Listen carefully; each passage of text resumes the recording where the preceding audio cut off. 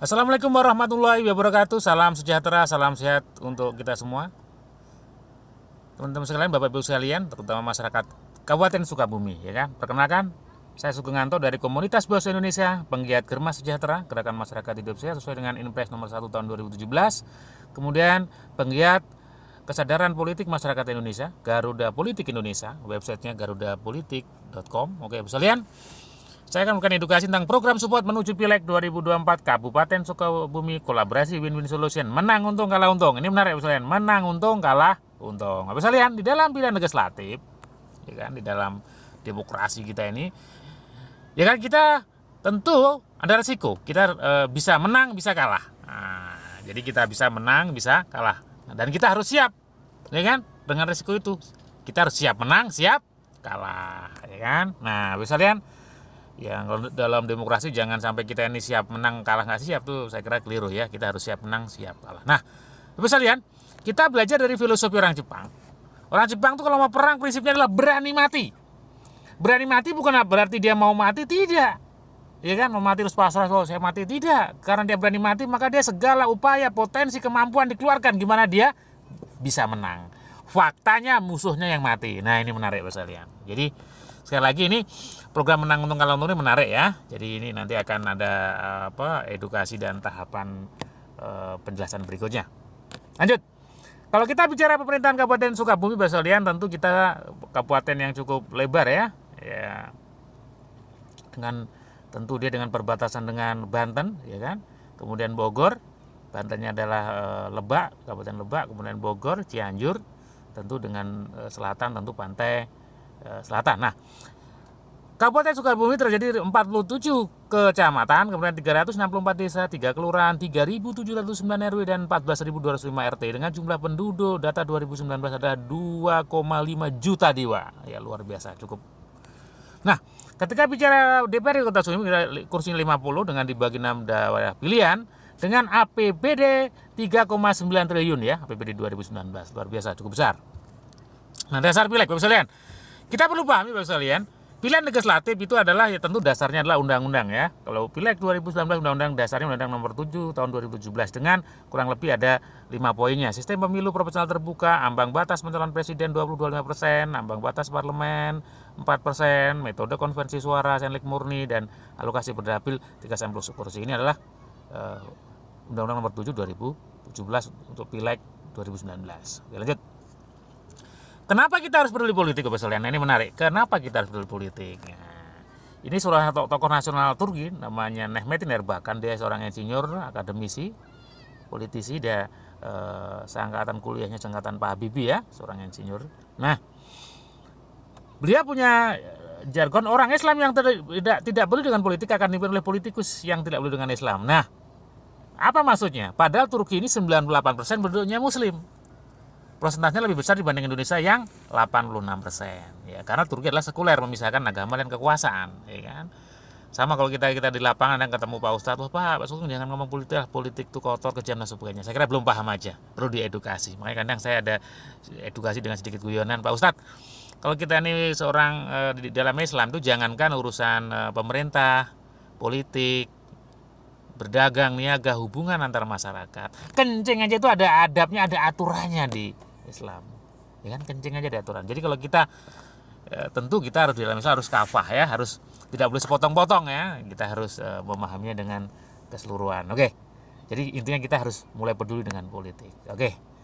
Ya kan, karena sederhananya aja apakah marbot masjid itu boleh dibayar oleh negara lewat APBD APBN? Ya boleh aja ketika ada regulasi. Ketika legislatif ketok palunya tentu legislatif yang memahami konstituen atau masyarakat daerah pilihannya. Oke, lanjut. Nah, kalau kita bicara legislatif Bapak sekalian, legislatif adalah lembaga kekuasaan. Sekali lagi, legislatif adalah lembaga kekuasaan, bukan lembaga sosial. Dia lembaga kekuasaan yang bagian dari trias politika. Indonesia menganut trias politika kekuasaan dibagi 3, itu kekuasaan legislatif, eksekutif, dan yudikatif. Kalau kita bicara legislatif, kita bicara MPR, DPD RI, DPR RI, DPRD provinsi, dan DPRD kabupaten dan kota. Dengan fungsi legislatif adalah membuat regulasi undang-undang atau perda, fungsi penganggaran, budgeting, dan kontrol atau pengawasan. Luar biasa. Legislatif. Nah, hal-hal penting di dalam pileg Bapak sekalian ada kurang lebih 8. Undang-undang pemilu selalu berubah setiap 5 tahun. Nah, ini menarik karena berubah, maka kita harus memahami undang-undang sebagai dasar strategi di lapangan. Nah, kedua, pileg banyak kursi banyak caleg. Nah, ini menarik. Di dalam pileg beda dengan pilkada. Kalau pilkada satu kursi banyak calon, kalau pileg banyak kursi banyak calon. Nah, kalau dalam pemahamannya, kalau dalam satu wilayah dapil itu ada 10 kursi, artinya ketika ada 90% orang tidak suka sama kita dan partainya kita aja, kita masih punya kursi. Nah, karena di dalam pileg ini, kalau 10 kursi artinya apa? Kita tidak perlu nomor urut nomor 1. Nomor 1, nomor 2, nomor 3, nomor 4, nomor 5, nomor 6, nomor 7, nomor 8, nomor 9, nomor 10. Sama-sama dapat kursi. Ini menarik ya. Nah, kemudian yang ketiga, 90% lebih kursi legislatif lah kursi jamaah. Ini gotong royong. Nah, ini nanti ada penjelasan berikutnya ya. Karena apa? Kalau ketika harga satu kursi 20.000, jarang individu nyoblos 20 ribu. Rata-rata kurang lebih separuhnya 10.000 kurang lebihnya ya. Berarti sisanya lah kursi caleg lain atau kursi partai, berarti jamaah. Oke. Ada caleg terpilih dan tidak terpilih, maka ini harus ada kesepakatan win-win solution. Nah, pileg berdasarkan daerah dapil, ini berdasarkan jumlah penduduk. Nah, pasca reformasi pileg manut sistem terbuka. Nah, Bapak sekalian, Undang-Undang Dasar 45 di amandemen 4 kali ya, 99, 2000, 2001, 2002. Salah satu amandemennya adalah sistem politiklah sistem terbuka. Nah, dalam pileg satu orang satu suara, one man one vote. Jadi suara Bapak Presiden sama suara tukang becak sama. Suara buruh tani sama bos taninya adalah sama. Jadi pileg pasca reformasi muncul caleg baru karena ini dinamika menarik ya. Jadi inilah salah satu hal penting dalam pileg. Oke, lanjut. Ketika kita bicara hasil pileg 2009 Kota Sukabumi, ada 9 partai yang mendudukkan di Dewan ya. Dengan Partai Gerindra nomor urutan yang pertama dengan 9 kursi, Golkar 7 kursi, Partai Keadilan Sejahtera 7 kursi, Partai Demokrasi Indonesia Perjuangan 6 kursi, Partai Amanat PAN 6 kursi, PKB 6 kursi, Demokrat 4 kursi, P3 4 kursi, dan Partai Nasdem 1 kursi. Luar biasa ya kan. Ini sangat dinamis ya, sangat dinamis hasil Sukabumi. Nah, hal catatan penting dalam pileg Kabupaten Sukabumi adalah apa? 1, kursi terbanyak Gerindra menggeser suara Golkar. Jadi dalam 2014 suara terbanyak Golkar ya, 2019 Gerindra. Jadi sangat dinamis. Nah, ini 50% anggota legislatif wajah baru nih Mbak sekalian. 50%. Nah, artinya apa? Petahana tidak begitu mudah untuk mempertahankan kursinya, ya kan? Nah, karena saya katakan dalam sistem terbuka tadi begitu. Jadi teman-teman yang dulunya gagal ya, peluang untuk duduk kembali, teman-teman newcomer pun cukup besar ya. Nah, harga satu kursi 26.000, pengertiannya gini, Bapak sekalian, DPT dikalikan kehadiran, contoh yang nyoblos itu 72%, maka DPT kali 72 dibagi jumlah kursi kurang lebih 26.000. Nah, perolehan suara individu tertinggi duduk di kursi legislatif adalah 18.641. Artinya apa? Menuju 26.000, berarti ini suara yang melengkapinya adalah suara partai dan suara caleg lain. Makanya saya katakan tadi kita harus musyawarah mufakat, harus win-win solution ya dengan caleg lain juga kan, karena ingat duduk di dewan adalah lembaga kekuasaan, bukan lembaga sosial. Oke, apalagi 2.337 dapat kursi, berarti untuk melengkapi 26.000 dengan berarti suara caleg lain dan partai yang luar biasa. Jadi inilah harus peduli ya. Jadi ingat kursinya berarti kursi jamaah. Oke. Poin 5. Hanura 0 kursi dan 4 kursi. Wow, ini sangat luar biasa, dari 4 kursi jadi 0. Ya itulah dinamika politik ya. PKB ini menjadi 6 kursi dari 4 kursi, berarti naik. Partai baru belum tidak dapat kursi. Jadi tapi dalam secara umum politik di Kabupaten Sukabumi sangat dinamis ya kan. Menarik maksudnya ya. Oke, lanjut. Nah, menuju pileg 2024 Kabupaten Sukabumi, tentu kalau undang-undang masih digodok ya kan, kemudian tentu sistem nanti sebagai informasi sistem yang dapat info kita dari beberapa informasi media dan lembaga masyarakat, lembaga sosial masyarakat, bahwa Pilpres dan Pileg nanti akan dipisah ya. Jadi karena pengalaman 2019 kan agak sedikit terjadi kekacauan ya. Jadi karena nanti dipisah ya. Nah, sistem 2024 kurang lebihnya sistem proporsional tetap terbuka, kemudian kursi di Kabupaten Sukabumi tetap 50 kursi, kurang lebih 6 daerah pilihan, one man one vote, caleg baru ikut banyak partisipasi. Kabupaten Sukabumi homogen dan status ekonomi dominan menengah ke bawah. Jadi karena dia homogen ini harus punya strategi khusus ya. Ini nanti berhubungan dengan teknik di lapangannya. Nah, persaingan semakin ketat, strategi 3M harus lebih awal. Nah, ini Bapak sekalian, kalau dalam politik Bapak Ibu pasti mengenal namanya 3M. M pertama adalah mapping, jadi mapping tempat, mapping suara dan sebagainya ya. Kemudian kedua adalah monitoring atau maintenance. Yang ketiga adalah mobilizing, jadi yang gimana bisa menggerakkan, mengkonversi dari yang dimonitor menjadi suara. Jadi ini 3M. Nah, nanti kita akan banyak ngomong strategi tentang 3M. Oke, lanjut. Nah, ketika kita bicara pileg, berarti targetnya suara. Nah, kalau bicara suara bukan masa. Kalau masa mendatangkan orang di lapangan, datanglah penyanyi, orang bisa suruh ngomong A ngomong B. Tetapi ke suara itu tentu harus paham siapa pemilih kita dan kebutuhan pemilih kita. Nah, hukum yang kita pakai adalah untuk mendulang suara. Tentu ingat hukum memberi dan menerima. Jadi jangan pernah berharap menerima kalau belum pernah memberi. Jadi ini hukum malam saya kira ya. Ini menarik. Nah, lanjut. Nah, sebelum Bapak Ibu dipilih, jadi ada 4 tahapan belum dipilih tentu ya. Dikenal, diterima, disenangi, dipilih. Jadi nggak tiba-tiba dikenal langsung dipilih ya. Ya kan, nanti kalau teman-teman banyak spanduk, banyak brosur di mana-mana kan cuma dikenal.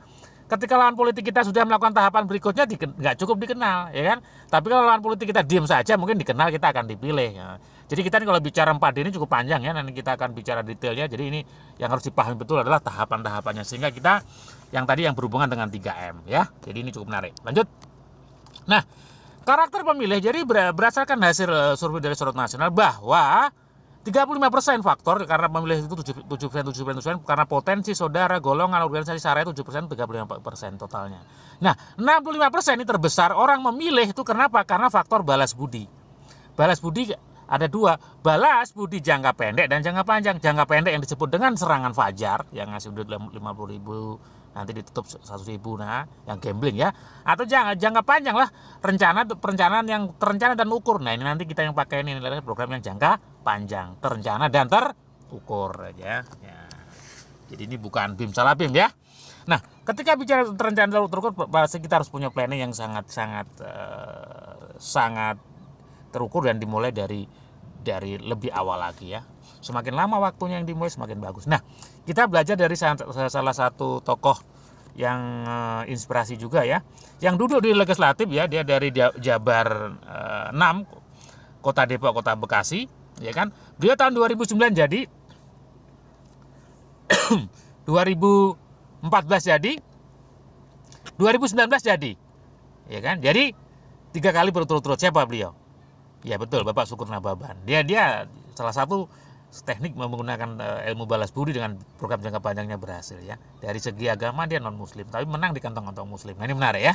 Jadi sistem yang jangka panjang inilah yang perlu kita ini kan, dan sistem elegan dan konstitusional. Oke lanjut. Nah estimasi Bapak sekalian.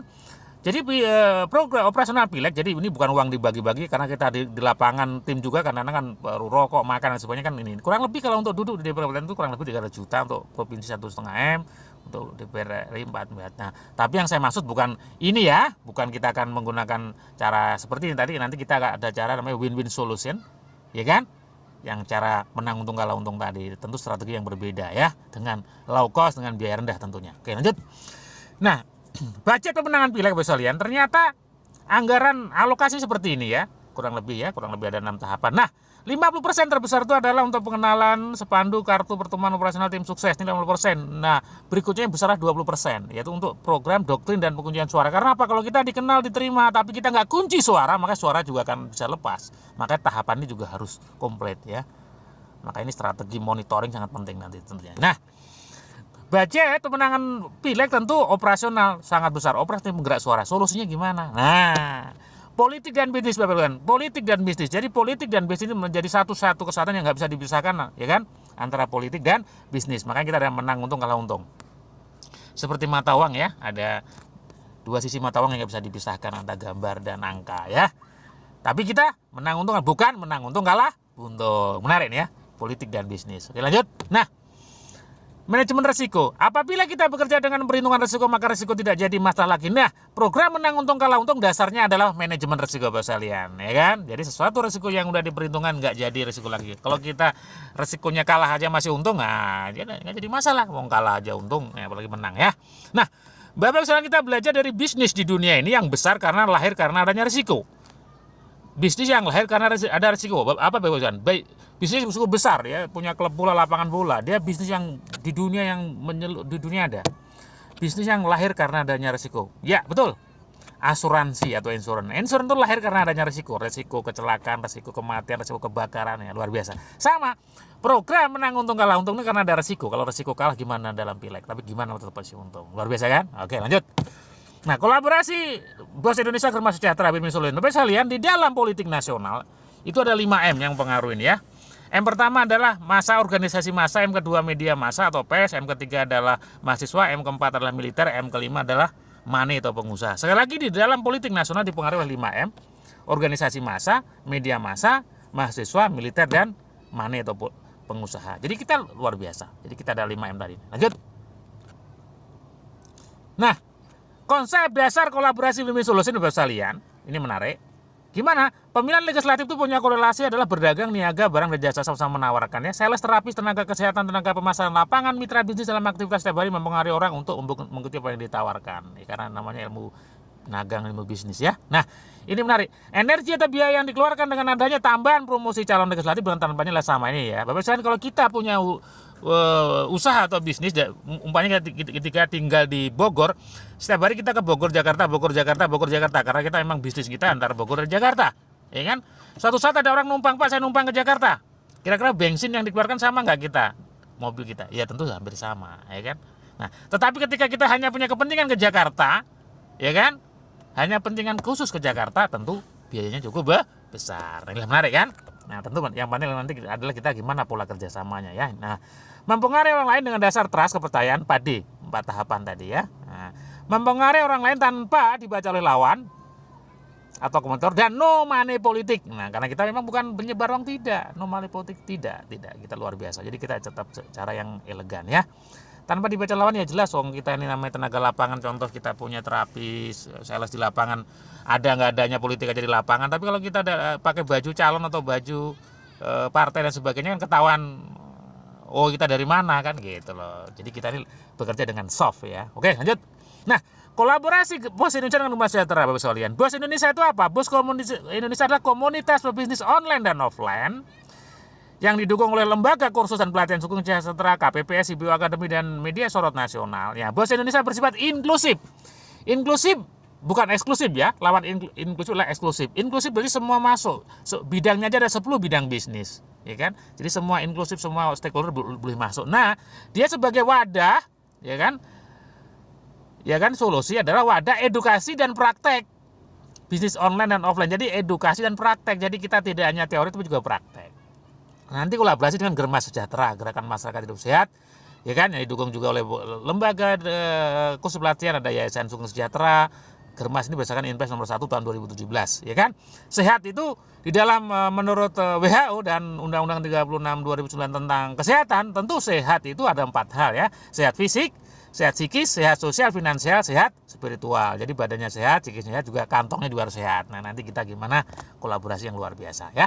Nah, bentuk kegiatan Bos Indonesia dan Germa Sejahtera adalah online dan offline. Online-nya adalah berupa edukasi bisnis online, nanti lewat media sosial ya, kursus bisnis online, edukasi pola sehat. Kemudian offline-nya adalah edukasi bisnis online, edukasi Germa Sejahtera, edukasi dan pemeriksaan kesehatan, ya kan.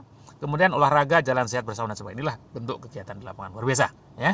Nah, di dalam kegiatan tadi itulah kekuatan monitoring, karena setiap hari kita di lapangan. Nah, sales, agen, terapi, tenaga tadi dijadikan tim monitoring yang sekaligus sebagai pemenangan doktrin dan pemenangan ya nanti lewat komunitas Bos Indonesia tadi. Nah, pertanyaannya adalah biaya operasional kan cukup besar tadi. Kegiatan Bos Indonesia yang dalam rangka ini monitoring luar biasa. Tetapi karena dalam bisnis kan udah termasuk dalam bisnisnya. Jadi kita tidak tim caleg tentu tidak mengeluarkan biaya yang begitu besar ya kan. Justru kita tinggal dibicarakan bentuk kerjasama win-win solutionnya. Jadi luar biasa kan? Karena kita ada nggak adanya pileg, ada nggak adanya pilkada, kita tentu di lapangan terus karena kita bicara bisnis. Lanjut.